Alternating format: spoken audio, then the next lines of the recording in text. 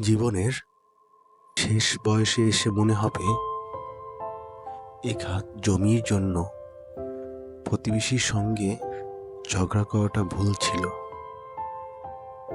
রাত জেগে মিথ্যা স্বপ্ন বুনে কারো সঙ্গে চ্যাট করাটা ভুল ছিল।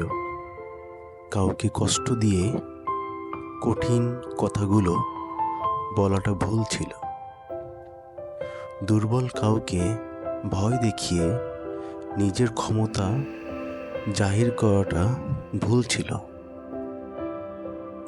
জীবনের শেষ বয়সে এসে মনে হবে ক্লাসের সবচেয়ে মেধাবী ছাত্র না হলেও জীবনে খুব বড় ক্ষতি হয়নি। অনেক টাকা রোজগার করতে না পারলেও খুব বড় কোনো ক্ষতি হয়নি।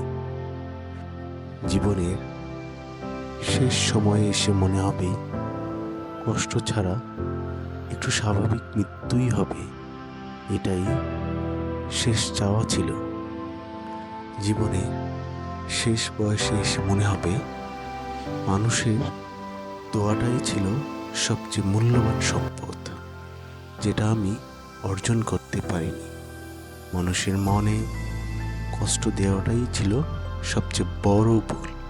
শ্বাসকষ্টের মাঝে আটকে থাকা নিঃশ্বাসের কষ্টে শুধু মানুষের দোয়াটাই মনে হবে সবচেয়ে মূল্যবান। অথচ এত কিছু ভেবেও যৌবনকালে আমরা আমাদের নিজেদের নিয়ন্ত্রণ করতে পারিনি।